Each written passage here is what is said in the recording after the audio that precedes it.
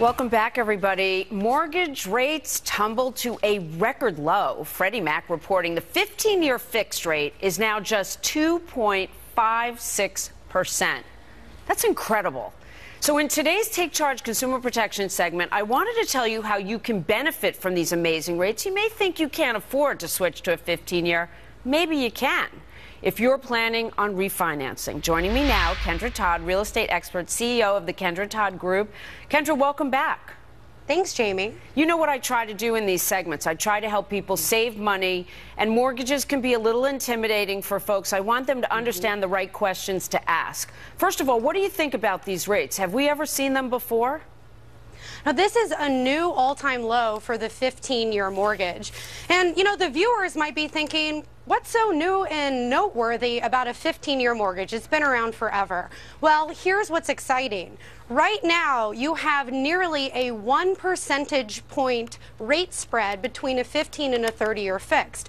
What this means is that you have a whole group of homeowners who are in 30-year fixed mortgages right now at 5% or higher, who, if they refinance into a 15-year mortgage, they might even be able to get a lower mortgage payment, pay their property off in half the time, and save tens of thousands of dollars in interest. And that's really the key that I wanted to point out to folks is a 15-year is often not affordable because the payments every month are more.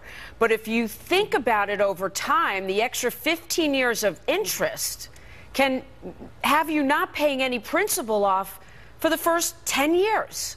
So that's exactly right. At what year should you be considering converting from the 30-year you went into to save money to this all-time low 15-year rate? Yeah. Well, typically, a 15-year mortgage is going to double your mortgage payment in comparison to a 30-year. The people that are going to benefit from refinancing right now into a 15-year are those who have about 30% equity in their properties. And if they refinance into that 15-year, they can save about $72,000 in interest for every $100,000 of their loan amount. That is a staggering amount of savings. And staggering amount of savings, it sounds like you'll be able to buy a second home. Yeah, exactly. And, you know, this is a great opportunity for people who have a second home or even an investment property to think about refinancing those into a 15-year as well. How tough, though, are the banks when you 15-year? Are the underwriting requirements for someone who qualifies for a 15-year the same as a homeowner who, let's say, puts 10% or 15%, or if they can make the 20% and not have that private mortgage insurance situation? Is it tougher to get a 15-year?